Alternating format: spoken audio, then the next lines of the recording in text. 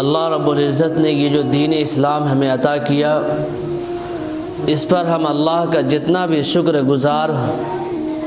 بنیں گے اتنا ہی زیادہ کم ہے، کیونکہ اللہ رب العزت کے نزدیک یہ دین اسلام ہی قابل قبول دین ہے۔ مطلب ہے تو ان لوگوں سے مطلب ہے جنہوں نے دین اسلام کو قبول کر لیا۔ دین اسلام کے قبول کرنے والوں کو سے ہی اللہ کو مطلب ہے، انہی سے حساب کتاب لیں گے، انہی سے پوچھ تاچھ ہوگا، اور جو لوگ دین اسلام کو قبول نہیں کیا ان کے لیے کوئی سوال جواب نہیں، کوئی پوچھ تاچھ نہیں، کوئی کوشچن آنسر نہیں، اس کو ڈائریکٹ جہنم کے اندر پھینک دیا جائے گا۔ کیونکہ قرآن کریم کے اندر اللہ نے فرما دیا کہ جنت انہی کے لیے ہے، ان الذین آمنوا وعملوا الصالحات جنات تجری من تحتها الانہار، کہ بھائی دیکھو جو لوگ ایمان لے آئے، جو لوگ عمل صالح کرتے ہیں انہی کے لیے جنت ہے، جنات تجری من تحتها الانہار، ایسی جنت جس کے نیچے، جس گھر کے نیچے نہریں بہتی ہوئی ہوگی، اور اس پانی اس طرح سے صاف شفاف ہوگا کہ انسان اپنے جس طرح سے آئینے میں ہم اپنا چہرہ دیکھتے ہیں شیشے میں، وہ شیشے کی طرح چمکتا ہوا نہر ہوگا، اس میں انسان کی ساری شکلیں نظر آئے گی، اور انسان کیا وہاں کے نعمتیں جو اللہ نے عطا کرے گا کہ جنتیوں کو، وہ نعمتیں ایسی ہوگی، کئی مرتبہ بتا چکا کہ دنیا میں ہم ان کا تصور بھی نہیں کر سکتے۔ تو میں یہ کہہ رہا تھا کہ یہ جو دین اسلام ہے، یہ دین اسلام ہم تک جو پہنچا ہے بڑی کٹھنائیوں اور بڑی مشکلوں کے بعد پہنچا ہے۔ جناب محمد رسول اللہ صلی اللہ علیہ وسلم لوگ محبت کرتے تھے، لوگ صادق الوعد الامین کہتے تھے کہ وعدے کے پکے ہیں، امانت دار ہے، سچے ہیں، امین ہے، سارے لوگ محبت کرتے تھے۔ لیکن جب فاران کی چوٹی پر چڑھ کر لوگوں سے کہا کہ اے لوگو یا ایھا الناس قولوا لا الہ الا اللہ تفلحوا، کہ اے لوگو لا الہ الا اللہ کہہ لو کامیاب ہو جاؤ گے، وہی لوگ جو سچے تھے، جو محبت کرنے والے تھے، وہی دشمن بن گئے۔ جو لوگ لاڈ پیار کیا کرتے تھے ہمارے نبی کو، وہ لوگ ان کی جانی دشمن بن گئے۔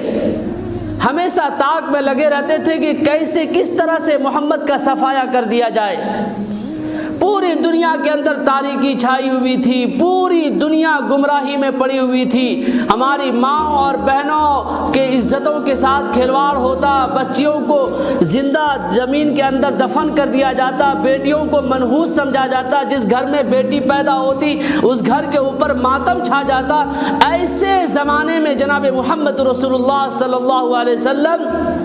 روشنی لے کر کھڑے ہوتے ہیں، ان کو کہتے ہیں کہ اے لوگو یہ گمراہی والی زندگی سے نکل جاؤ، یہ ضلالت والی زندگی سے نکل جاؤ، یہ بے راہ روی والی زندگی سے نکل جاؤ، راہ روی والی زندگی پر آ جاؤ، سیدھے راستے پر آ جاؤ، گمراہی سے نکل کر ہدایت والے راستے پر آ جاؤ۔ سارے لوگ دشمن بن گئے، اور یہاں تک کہ جناب محمد رسول اللہ صلی اللہ علیہ وسلم نے اس دین کو پہنچانے کی خاطر نہ جانے کتنی مصیبتوں کا سامنا کیا، اپنے سر کو لہو لہان کروایا، سر پھٹا ان کا، لوگوں نے سروں پر حملہ کیا، طائف کے گلیوں میں، طائف کے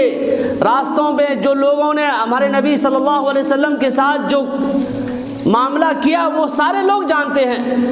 کہ جناب محمد رسول اللہ صلی اللہ علیہ وسلم کے بدن سے خون اس طرح سے گر رہا تھا کہ نالین مبارک، جوتا مبارک سے خون ٹپک بھر کے زمین پر گر رہا تھا۔ فرشتے آ رہے ہیں اور فرما رہے ہیں کہ اے نبی اگر آپ حکم دیں تو طائف کے لوگوں کو دونوں پہاڑ کے بیچ میں پیس کر قیمہ بنا دوں، لیکن جناب محمد رسول اللہ صلی اللہ علیہ وسلم نے اتنے ظلم و مظالم کو برداشت کرنے کے بعد بھی انہوں نے کہا کہ بالکل نہیں، ایسا نہیں ہوگا، ہو سکتا ہے کہ انہی طائف میں سے، انہی علاقے والوں میں سے کوئی شخص ایسا بھی کھڑا ہوگا جو دین اسلام کو آگے لے کر جائے گا، دین اسلام کا پرچار کرنے والا ہوگا۔ جناب محمد رسول اللہ صلی اللہ علیہ وسلم کے گھروں میں ایک ایک مہینہ، دو دو مہینہ، تین تین مہینہ کھانا نہیں بنتا۔ آج کی قوم کو دیکھو، دن میں 24 گھنٹے میں 3 مرتبہ ٹھوس ٹھوس کے کھا رہی ہے، گلے تک کھا رہی ہے، کانٹ تک کھانا کھا رہی ہے، اور کھا کے بنداس سو رہی ہے۔ وہ نبی جو آخری نبی، تمام نبیوں کے سردار، اور ان کا حال دیکھیے، جبکہ اگر وہ حکم دیتے مرتبہ اگر اشارہ کرتے تو ان کے لیے دولت کی کیا کمی ہوتی؟ کیا دولت ان کے قدموں میں نہ ڈال دی جاتی؟ غزوہ خندق کا موقع ہے، گڈھا کھونا جا رہا ہے، ایک صحابی رسول آتے ہیں اور اللہ کے رسول سے کہتے ہیں کہ اے اللہ کے رسول، میری حالت تو دیکھیے، بھوک کی وجہ سے برداشت نہ کر پا رہا ہوں، اتنا کمزور ہو گیا ہوں، میں نے اس کی وجہ سے اپنے پیٹ کے اوپر پتھر باندھ کر رکھے۔ جناب محمد رسول اللہ صلی اللہ علیہ وسلم نے جب وہ صحابی رسول کی بات کو سنا تو اللہ کے رسول نے اپنے بدن کے، اپنے پیٹھ کے اوپر سے، اپنے پیٹ کے اوپر سے انہوں نے اپنا کپڑا ہٹایا اور صحابی رسول سے کہا کہ دیکھو صحابی، تم ایک پتھر باندھ کر کام کر رہے ہو، تیرا رسول، تیرا نبی دیکھو ایک پتھر آگے باندھ کر ہے اور ایک پتھر پیچھے پیٹھ پر باندھ کے ہے کہ اگر سیدھا کھڑا ہوں تو پیٹھ کے بل نہ گر جاؤں، اور اگر ادھر کام کروں تو یہ پتھر کے سارے میں کام کروں۔ اتنی مصیبتوں کے بعد، اتنے تکالیف کو اٹھانے کے بعد پھر دین ہم تک پہنچا، اور ہم سمجھتے ہیں کہ دین یوں ہی ہمارے پاس چلایا، وراثت میں مل گئی، ہمیں اس کی قدر نہیں ہے، ہمیں اس کی کوئی بھی احساس نہیں ہے۔ دیکھو مسجدیں خالی ہے، کیا کہو گے ان لوگوں کے بارے میں؟ یہودیوں سے زیادہ بدتر ہم ہو گئے۔ یہودی جس کے پاس تورات تھا، انہوں نے اس میں دیکھا، کچھ چیزوں کو لے لیا، وہی حال ہمارا ہے کہ قرآن کریم کی کچھ چیزوں کو ہم نے لے لیا تو کوئی ایک ٹائم کا نماز پڑھتے ہیں، عید بقرعید کی نمازیں پڑھتے ہیں، افتؤمنون ببعض الکتاب وتکفرون ببعض، کی قرآن کے کچھ حصوں کو لے لیا اور کچھ حصوں کو چھوڑ دیا۔ عمار بن یاسر رضی اللہ تعالی عنہما، ان کی ماں ہے عمار یاسر کی، حضرت عمار رضی اللہ تعالیٰ عنہ کی ماں ہے بی بی سمیہ۔ ایک بیٹے کے سامنے ان کی ماں کو ننگا کیا گیا، کس لیے کہ انہوں نے دین کو قبول کر لیا، دین اسلام کو قبول کر لیا، اور ابو جہل اپنے ہاتھوں کے اندر ایک مورتی رکھے ہوا اور بی بی سمیہ کے اوپر اتیاچاری کر رہا ہے، ان کو مار رہا ہے، ان کے اوپر ٹارچر کر رہا ہے، اور آخر میں تنگ آ کر کہتا ہے کہ بی بی سمیہ، تم ایک مرتبہ یہ بھی کہہ دو کہ میرے ہاتھ میں جو مورتی ہے اس میں بھی کچھ ہے، یہ بھی کچھ کرنے کی طاقت رکھتا ہے۔ بی بی سمیہ رضی اللہ تعالی عنہا نے ان کے اوپر تھوک دیا، اور ابو جہل اس کو برداشت نہ کر پایا۔ اس کمبخت انسان نے بی بی سمیہ کے شرمگاہ پر، تھوڑا کلپنا کرو کیا کیفیت رہی ہوگی، ایک بیٹے کے سامنے ایک ماں کی عزت اتاری جا رہی ہے، کس لیے؟ دین کی خاطر، دین اسلام کی خاطر۔ اور تم سمجھتے ہو دین اسلام ایسے ہی ہمارے پاس پہنچ جائے اور دین اسلام میں سمجھ جاؤں اور جنت میں جانے والا ہو جاؤں؟ خدا کی قسم یاد رکھو، اللہ رب العزت میدان حشر میں ان تمام صحابہ کی قربانیوں کو کا سوال کرے گا ہم سے۔ اور جناب محمد رسول اللہ صلی اللہ علیہ وسلم نے جتنے مظالم کو برداشت کیے، جتنی تکلیفوں اور کٹھنائیوں کو برداشت کیا، ان تمام کٹھنائیوں کا سوال ہم سے ہوگا کہ تیرا نبی، آخری نبی، تمام نبیوں کا سردار، انہوں نے اتنے مظالم برداشت کیے، اتنے کٹھنائیوں کا سامنا کیا، اور لیکن تم نے دین کا مذاق اڑایا، تم نے دین کے ساتھ کھلواڑ کیا، اذانیں ہو رہی تھی تم نے اذان کا مذاق اڑایا، نمازیں ہو رہی تھی تم نے نماز کا مذاق اڑایا، ہمارے نبی کی سنتوں کی دھجیاں اڑائی جا رہی تھی، تم نے اس کا مذاق اڑایا، اور تم نے خود سنتوں کی دھجیاں اڑائی۔ حضرت فاطمہ رضی اللہ تعالی عنہ، جانتے ہیں آپ کون ہے وہ؟ ہمارے نبی اپنی آخری بیٹی، سب سے چھوٹی بیٹی حضرت فاطمہ رضی اللہ تعالی عنہ سے سب سے زیادہ پیار کرتے تھے۔ وہ لختے جگر، نور نظر، ایک مرتبہ اللہ کے رسول کے پاس آتی ہے اور کہتی ہے کہ اللہ کے رسول، اے سارے جہاں کے نبی، ساری مخلوقات کے نبی، سارے مخلوقات کے نبی، اے ہمارے بابا جان، اے میرے بابا جان، دیکھیے آپ کی بیٹی چکی پیستے پیستے، آٹا پیستے پیستے ہاتھوں کے اندر داغ پڑ گیا، نشان پڑ گیا، پانی کھینچتے کھینچتے، ڈول کھینچتے کھینچتے دیکھیے بدن کے اوپر نشان پڑ گیا۔ سارے لوگوں کے پاس، سارے گھروں کے، اکثر و بیشتر گھروں میں کوئی کام کرنے والی ہے، ہمارے لیے بھی کوئی کام کرنے والی کا انتظام کر دیجئے تو بہتر ہوتا۔ تھوڑا سوچو، حضرت فاطمہ سب سے چہیتی بیٹی، لختے جگر، جنتوں کے اندر ساری عورتوں کی سردار حضرت فاطمہ رضی اللہ تعالی عنہا ہوں گی، وہ جا کر نبی سے کہہ رہی ہیں یہ بات کہ اگر کوئی کام کرنے والی کا انتظام ہو جاتا تو بڑا بہتر ہوتا۔ جناب محمد رسول اللہ صلی اللہ علیہ وسلم نے کہا اے امت مسلمہ کے نوجوانوں، تمہارے لیے پیغام ہے۔ اللہ کے رسول کہہ رہے ہیں کہ اے بیٹی، یہ دنیا کی چیزیں ہمارے لیے نہیں ہے، یہ دنیا کے عیش و آرام ہمارے لیے نہیں ہے، یہ دنیا چند دن کے لیے ہے، یہاں کے عیش و آرام چند دن کے لیے ہے۔ چلو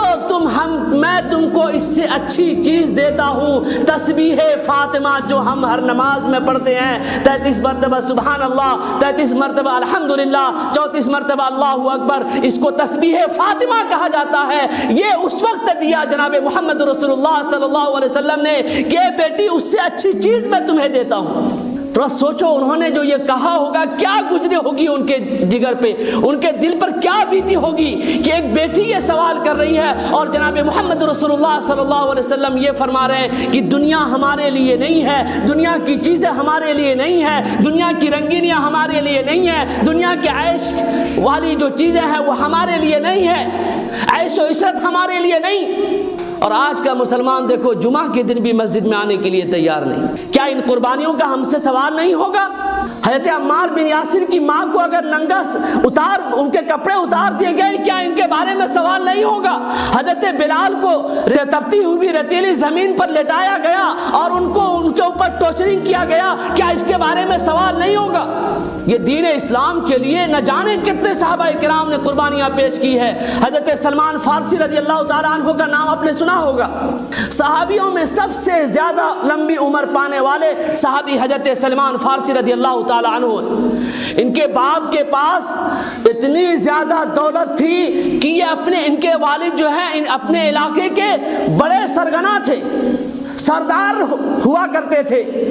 سلمان فارسی رضی اللہ تعالیٰ عنہ اس دین حق کی تلاش میں اپنے باپ کے مال و دولت کو ٹھکرا دیا اور دین حق کی تلاش میں نہ جانے کبھی کس کی خدمت کر رہے ہیں، کبھی کسی کی غلامی کر رہے ہیں، کبھی کسی کے ہاتھ بیچے جا رہے ہیں۔ پھر اتنی مصیبتوں کو برداشت کرنے کے بعد جناب محمد رسول اللہ صلی اللہ علیہ وسلم تک پہنچتے ہیں اور دین حق تک پہنچتے ہیں۔ کیا ان کا سوال نہیں کیا جائے گا ہم سے؟ یہ نوجوان جو تھوڑی سی دولت پر اترا رہے ہو، تھوڑی سی طاقت پر اترا رہے ہو، کب تک اتراؤ گے بھائی؟ تمہارے ابو بھی پہلے جوان تھے، اب بوڑھے ہو گئے ہیں، اب اتنے بوڑھے ہو گئے کہ اگر وہ کھانسی کرتے ہوں گے گھر میں تو تمہیں پسند نہیں پڑتا ہوگا، وہ کھکارا بلغم تمہیں پسند نہیں پڑتا ہوگا۔ تو کبھی سوچو تو صحیح، تمہارے باپ بھی کبھی جوان ہوا کرتے تھے، آج وہ بوڑھے ہو رہے ہیں تو تم بھی تو کبھی بوڑھے ہوگے۔ کیا کر رہے ہو بھائی؟ کر کیا رہے ہو؟ یہ دین اسلام کی اس طرح سے ہم مذاق اڑا رہے ہیں۔ نوجوانوں کو دیکھو ہاف پینٹ پہن کر گھوم رہے ہو، یہ دین اسلام کی تعلیم ہے۔ جس دین اسلام کو پہنچانے کے لیے نہ جانے کتنے صحابہ کرام کی قربانیاں دینی پڑی، کتنے اکابرین نے اس کے لیے قربانیاں پیش کی ہے، تب جا کے دین اسلام ہم تک پہنچا ہے۔ اور یہ دین اسلام کی حفاظت وہ علماء کر رہے ہیں، ان علماء کی بھی ہمارے پاس کوئی عزت نہیں ہے، ان کی کوئی قدر نہیں ہے۔ ہم علماء کی بھی بے عزتی کر رہے ہیں، ہم علماء کی بھی توہین کر رہے ہیں۔ میرے بھائیوں، اگر اب بھی نہ سدھرے، اگر اب بھی نہ جاگو گے اور اپنے دین اسلام کی حفاظت نہ کرو گے، دین اسلام سے قریب نہ آؤ گے تو پھر کب آؤ گے؟ پوری دنیا میں تو ہم بدنام ہو رہے ہیں، پوری دنیا میں یہ سازش، یہ پلاننگ چلائی جا رہی ہے کہ دین اسلام کو مٹا دیا جائے۔ سعودی عربیہ کے اندر دیکھو دین اسلام کے ساتھ کھلواڑ کیا جا رہا ہے، ملک پاکستان میں دیکھو دین اسلام کی کیا دھجیاں اڑائی جا رہی ہیں۔ وہ پاکستان ملک جو محمد رسول اللہ لا الہ الا اللہ کے نام پر بنا، وہاں پہ ہزاروں علماء کرام موجود ہیں، لیکن وہاں کی قوم علماء کی بے عزتی کر کے اپنا من چاہا زندگی گزار رہا ہے۔ دیکھو اس کی کیا حالت ہے۔ جس قوم نے بھی علماء کی عزت نہیں کیا، اپنے دین کی عزت نہیں کیا، اللہ نے انہیں برباد کیا ہے اور ان کے ساتھ چاروں طرف سے ضلالت اور گمراہی ان کو گھیر لیا ہے۔ اور یہی حال اس ملک کا بھی ہے کہ اس کے اندر دیکھو کتنی برائیاں ہیں، وہاں کی مائیں اور وہاں کی بہنیں ماجرہ کر رہی ہیں اور سارے لوگ دیکھ بھی رہے ہیں، اور جو علماء حق کی بات کرتے ہیں انہیں جیل کی سلاخوں میں ڈال دیا جا رہا ہے۔ یہ حالت ہے ملک کے، یہ حالات ہیں امت مسلمہ کے اس وقت۔ ابھی نہ جاگو گے اور تم صرف جمعہ کے، اگر کچھ لوگ آتے ہیں وہ جمعہ کو آتے ہیں اور نہ جانے کیا پڑھتے ہیں اور کیا پڑھ کے چلے جاتے ہیں. ان لوگوں سے کہوں گا جو لوگ نہیں آئے بھیا ان کو چھوڑو، ان کا معاملہ اللہ سے ہے اور وہ اللہ سے سمجھیں گے، اللہ ان سے سمجھے گا. لیکن آپ لوگ جو آئے ہیں ان تمام لوگوں سے میں درخواست کروں گا کہ دین اسلام کو سمجھنے کی کوشش کرو، پڑھو دین اسلام کو. کتنی قربانیاں دینی پڑی ہے، اللہ کے نبی نے کتنے مظالم کو برداشت کیا، کتنے ظلم کو برداشت کیا، کتنی تکالیف کو برداشت کرنے کے بعد دین ہم تک پہنچا. اس کو کم سے کم پڑھنے کی کوشش کرو، چاہے آپ جس بھاشا میں پڑھنا چاہتے ہو پڑھو. اپنے بچوں کو دینی تعلیم پڑھاؤ. اقرا بسم ربک الذی خلق. افسوس کی بات ہے کہ جس قوم کی سب سے پہلی آیت جو نازل ہوئی اس دنیا کے اندر اس زمین پر وہ آیت تھی اقرا بسم ربک الذی خلق، کہ پڑھو اس رب کے نام سے جس نے تم کو پیدا کیا. آج پوری دنیا کے اندر دیکھو، پوری دنیا کے اندر ریسرچ کرو تو تمہیں یہ پتا چلے گا سب سے